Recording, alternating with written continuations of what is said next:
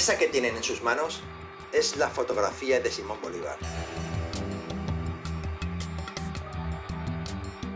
Él, junto a Santander, Nariño, Caldas, La Pola, Manuelita, Antonia Santos y un sinnúmero de desconocidos e invisibilizados, hombres y mujeres a quienes la historia y el país les deben mucho, es el principal responsable de la independencia de la Nueva Granada, hoy llamada Colombia.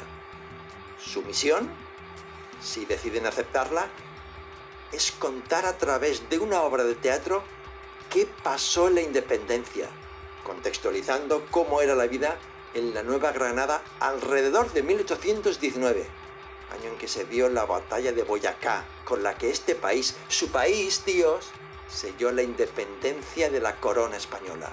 Buena suerte, muchachos. Esta grabación se autodestruirá en 3 segundos.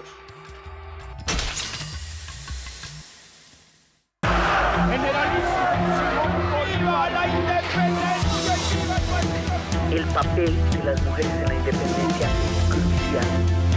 El pueblo que le ha hecho resistencia a la hora del relato, a la hora de los personajes en la historia. Sí, mira, uno entonces como una suricata así.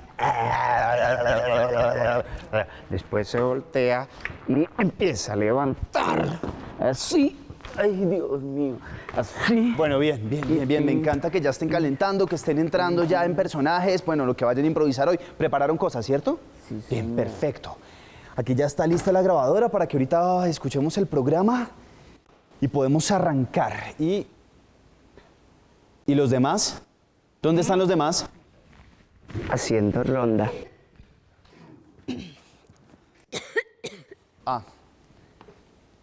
Bueno, ya que estamos completos, tengo una buena noticia. La buena noticia es que todo el tema de las mujeres en la independencia fue un éxito. Tenemos mucho material para trabajar, pero hoy necesito pedirles algo. Y es que hay 2 enfoques que no podemos perder, ni el étnico ni el de género. Porque es que las mujeres, los negros, los indígenas han sido olvidados, han sido ninguneados, a veces no se les encuentra muy claramente en los relatos históricos y eso no puede pasar. Así que en las improvisaciones y en las cosas que propongan y lo que investiguen, Fabiño, tienen que estar esos 2 enfoques. ¿Listo? Género y étnico. Sí, a mí sí me parece eso muy importante, Charlie, porque yo nunca he sido racista ni he discriminado a nadie. ¿Sabe que si no tenemos, Charlie, indígenas? Porque mujeres, hasta de mentiras. Ay, mi hijita, usted podrá no vivir en ningún resguardo indígena ni en ningún palenque, pero con esa estatura y esa cara de india no se la quita nadie. Pues sí, soy indígena y a mucho honor y boyacense. ¿Y qué? Bueno, no. ¿Sabe qué? Mire, lo que pasa, Charlie, es que aquí a todos nos corre sangre indígena. Sí, es verdad. Sí, lo que pasa es que se nos olvida y creemos que somos de sangre azul o de la realeza europea. Sí, es cierto, lo que dice la iglesia. chimba. Bueno, ya no más. Uno no puede estarse ofendiendo con cosas de género, con palabras, diciéndole indio al otro. Es importante que reconozcamos que por nuestras venas corre sangre indígena y que eso es parte de la historia. Bueno. Positivo. Sí, Charlie. Yo tengo aquí anotado todos los pueblos que sobreviven, porque a la mayoría los arrasaron. Sí. Y también tengo anotado las lenguas que sobreviven. Claro, y todos esos datos son importantes. Pero más bien concentrémonos en el tema de hoy. ¿Les parece? Charlie, ya va a empezar el programa de Diana. Bien, vamos a ponerlo.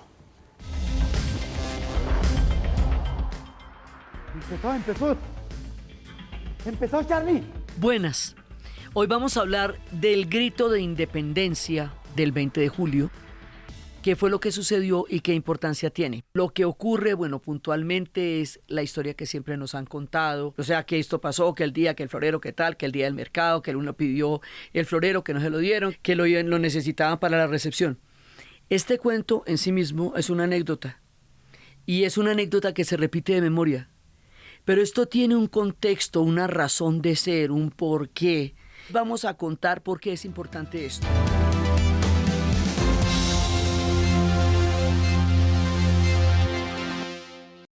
Uy, Charlie, ¿sabe qué? A mí me gustaría ser de florero. Ay, no, ahora la diva quiere hacer de florero. Eso ya es mucho deseo de protagonismo, neurótica. Pues mire, ¿saben qué? Es que uno en teatro puede hacer también un objeto, ¿sí? Ustedes como no han hecho teatro como yo, o en cine como el objeto oscuro del deseo. Mejor dicho, uno puede hacer lo que quiera, eso tiene un significado, ¿cierto? ¿Sí o no? Yo quiero hacer algo surrealista. Ay, no, concentrémonos, por favor. Lo que ocurre, bueno, puntualmente es la historia que siempre nos han contado, que era una recepción para don Antonio de Vicencio, que los hermanos Morales fueron a donde Llorente en un día de mercado, que era viernes, y le pidieron prestado un florero para la recepción, que él se negó a prestar el florero, y que a partir de ahí se formó una pelea, y que la pelea caldeó los ánimos y que el pueblo participó en estos ánimos caldeados en el día de mercado. Igual yo creo que en las escuelas y en los colegios nos explicaron muy bien cómo era todo esto del Día del Florero y de la Independencia, ¿no? Yo creo que a quién no se lo explicaron en el colegio. A mí me enseñaron muy bien en la escuela lo del florero de Llorente. ¿Quiere que se lo cuente? Florecita, ¿a usted se lo enseñaron o lo vivió? Porque usted es como de ese siglo, ¿cierto? Ay, no, la pollita. Ay, no, pues no tanto la pollita, pero por lo menos sí un bicentenario más joven que ustedes. Pero un bicentenario mal vivido. Ay, ¿usted le consta o qué? No, ya, dejemos la pendejada. Y más bien miremos a ver qué fue lo que pasó el 20 de julio de 1810, que era viernes, día de mercado en la Plaza de Bolívar.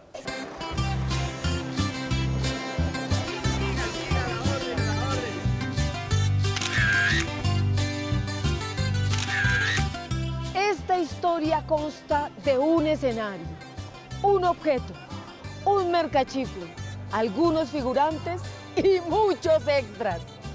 El escenario es esta casa, ubicada en una esquina de la Plaza de Bolívar, en la carrera séptima con calle 11, en Bogotá.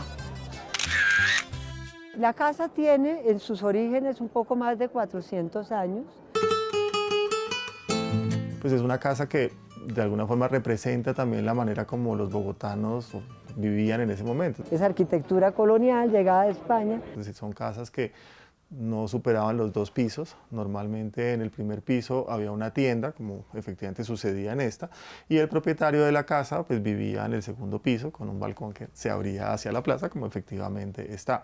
Ya si la casa es exactamente igual a como está hoy en día, no. Quedó olvidada en un momento y ha tenido varias intervenciones, restauraciones. De hecho, el balcón en el que estamos en este momento parados no es el balcón original de la casa. Este balcón lo trajeron desde Nariño porque el que tenía originalmente la casa estaba absolutamente destruido. El objeto es este florero, que a mí me parece muy bonito. El florero como símbolo se ha ido construyendo a lo largo de los años. Y se ha ido construyendo y convirtiendo en un referente poderosísimo de un grito de independencia. Y entonces, cuando uno habla con los investigadores y estudiosos, pues se va dando cuenta que pues, las cosas no son tan así como las contaron a uno cuando estaba en el colegio. Nosotros tenemos un objeto material a partir del cual podemos encontrarnos en un relato histórico. Pocas veces las revoluciones lo tienen como tal. Entonces, el valor que tiene es el ícono de podernos remitir a un objeto a partir del cual se desarrolla un relato. Bueno, sigamos. Y está un señor que es como el malo de la película, con el que no podemos reconciliarnos. Don José González Llorente.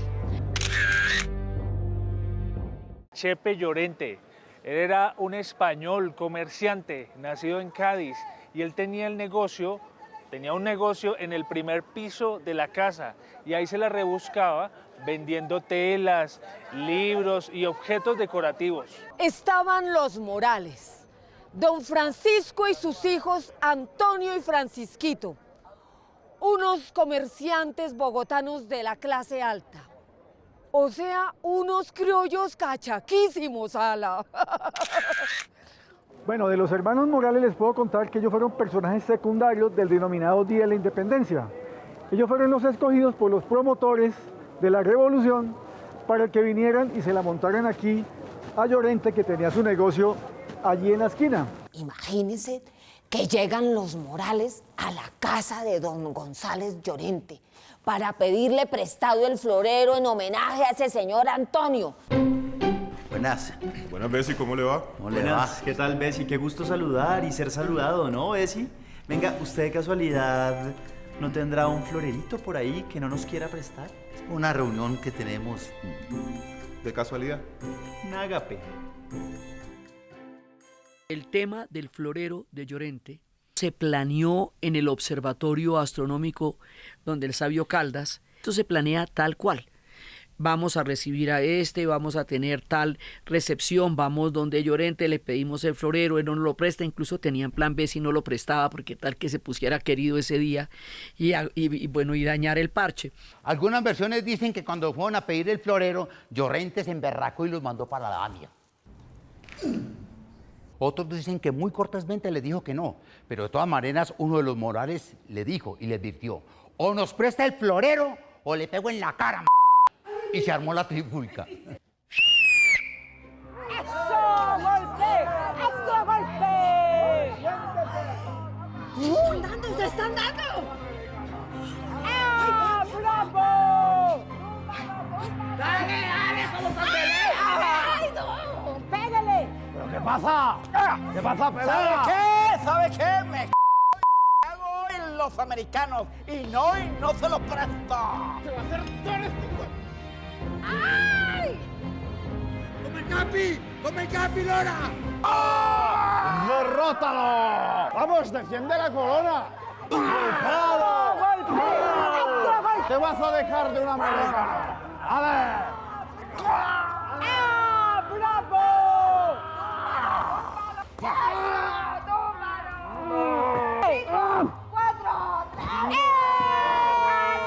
Me florero.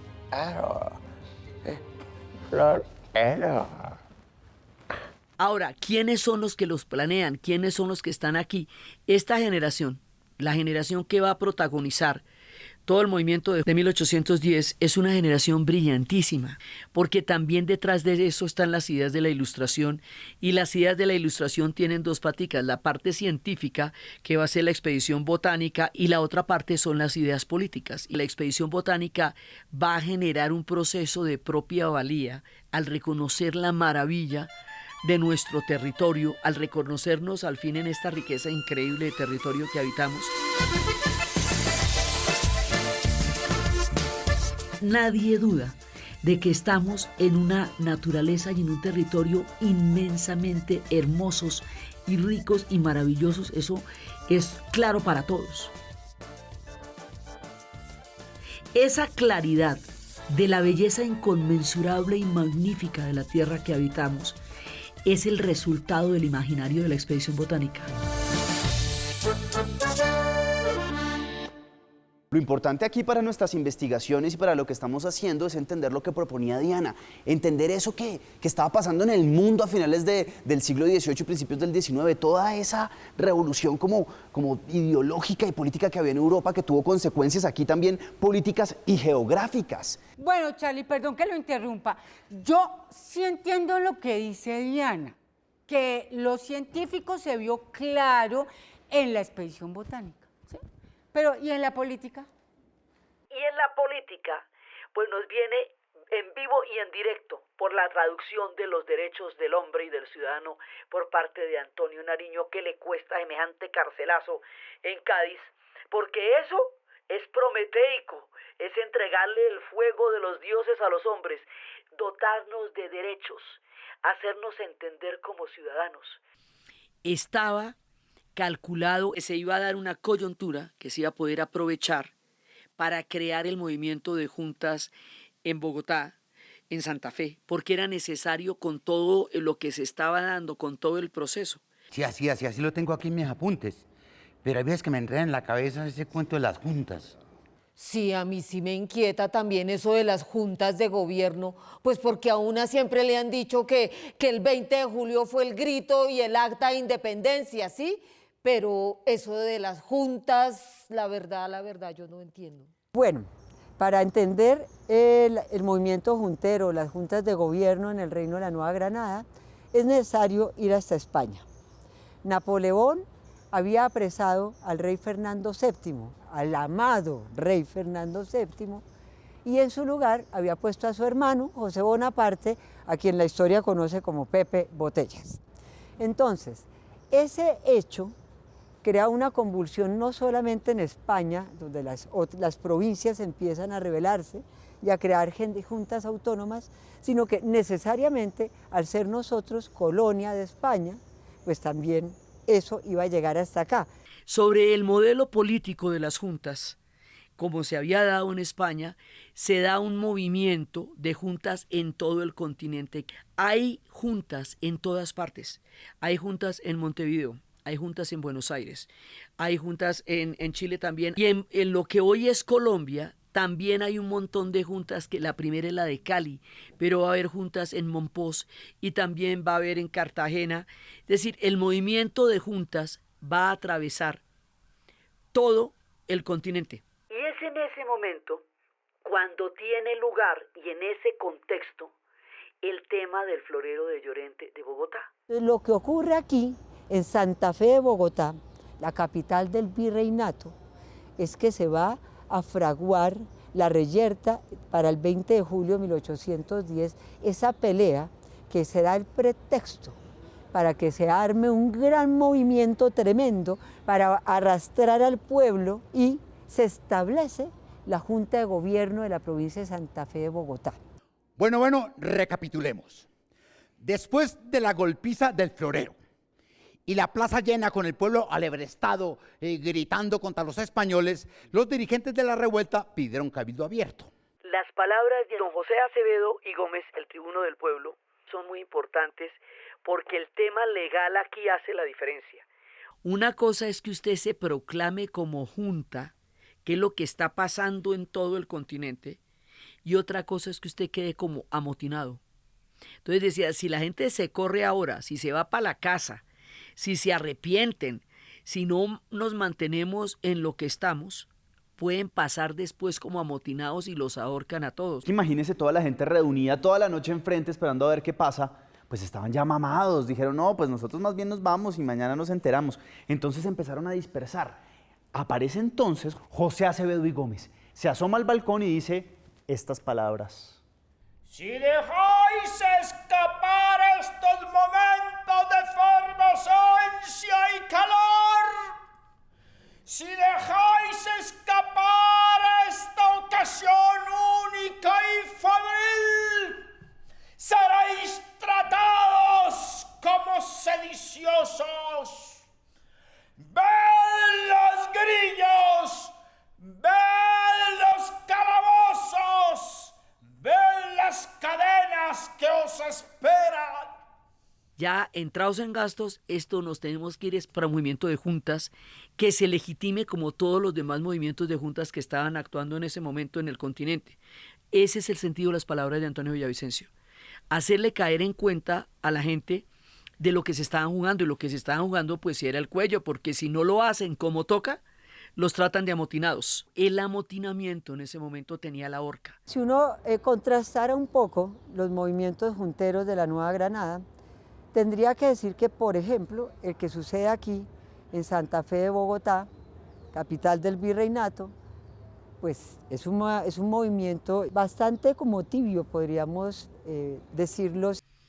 La de Santa Fe no tenía una posición frontal de independencia en ese momento. Era algo que se podría pensar, porque no se estaba planteando de frente. Los movimientos de juntas tienen diferentes matices. Hay quienes de entrada plantearon una independencia total de España, que es el caso de Buenos Aires, la de Monpós también, la de Cartagena también. Esos ya se van es de pa' independencia de una. En primer lugar, aquí nunca se dio el grito de independencia de la Nueva Granada. Se independizó la provincia de Santa Fe, pero a través de un acta de revolución contra el rey francés que Napoleón había puesto en España. Ellos amaban a su rey español. Los criollos y los españoles de aquí no se querían independizar de ese rey español, pero no querían al rey francés. No fue un grito ni se firmó el acta de independencia, pero la Junta sí empoderó, le dio poder al pueblo para ya el 7 de agosto de 1819, ahí sí celebrar la independencia. Yo me siento engañada porque desde chiquitica izando la bandera. ¿Ah? En la escuela celebrando el grito de la independencia el 20 de julio y no fue así. Ay. Muchachos, estoy pensando en las improvisaciones y en todo lo que han investigado y creo que vamos muy bien para entender lo que fue el grito de independencia. Iniciamos un muy buen camino hacia lo que fue todo lo que sucedió en 1819. Esta historia fue reinterpretada, eso también es importante. Después, cuando al final de todo este termine siendo un país centralista, se reinterpretará la historia a partir del centro y el movimiento del 20 de julio y del Florero tendrán la importancia casi única de un movimiento que se dio en todo el país. Pues a mí personalmente lo que más me sorprende para el caso colombiano es que nos expliquen que todo el proceso de independencia se originó por romper un florero. O sea, yo creo que de toda la historia lo más bobo me parece que es eso. Digamos, como difícilmente vas a encontrar un país que lleve un objeto a que desencadene un proceso de independencia como el nuestro. Los turistas vienen a ver el florero y se preguntan, bueno, ¿cómo así que por un florero se hizo la independencia? Entonces nosotros les contamos que hizo parte del proceso de independencia y se convirtió en un símbolo. Y queda el tema del florero como un relato fundacional. Esa historia es importante, sin duda, pero hay que contextualizarla o si no nos quedamos en la anécdota y nos quedamos que si el florero, que si al fin se cascaron, que si no se cascaron, que qué se dijeron. La importancia de lo que hicimos es declarar un acto político. Ese acto político es nuestra primera manifestación, nuestro primer manifiesto, nuestra primera presentación como un pueblo que está buscando su propia autonomía política. Es el nacimiento político de nosotros como proyecto de nación. Ese día empezamos un camino hacia construir un país, hacia construir nuestro país, pero parece que no lo hemos encontrado, porque en vez de celebrar nuestras diferencias, las acentuamos y las castigamos. Parece que más que celebrar independencias, estamos celebrando bicentenarios y ya. Yo sí creo que estos símbolos que encarnan como elementos de dominio, de poder, de opresión, de la guerra misma, definitivamente hay que deconstruirlos, hay que construir más bien símbolos que nos inviten a ser personas creativas, hacer de la sociedad y del país un espacio mucho más justo, equitativo y habitable. Yo creo que este tipo de símbolos, como al florero de Llorente, de pronto también romperlos.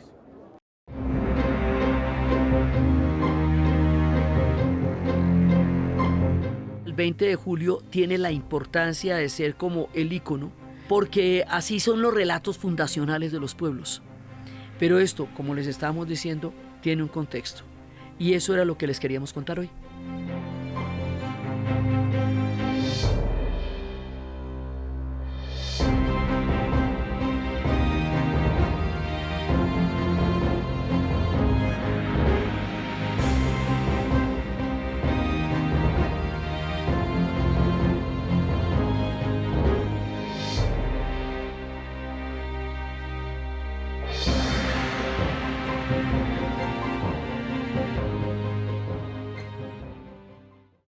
Este programa fue financiado a través de los recursos del Fondo para el Desarrollo de la Televisión y los Contenidos de la Autoridad Nacional de Televisión.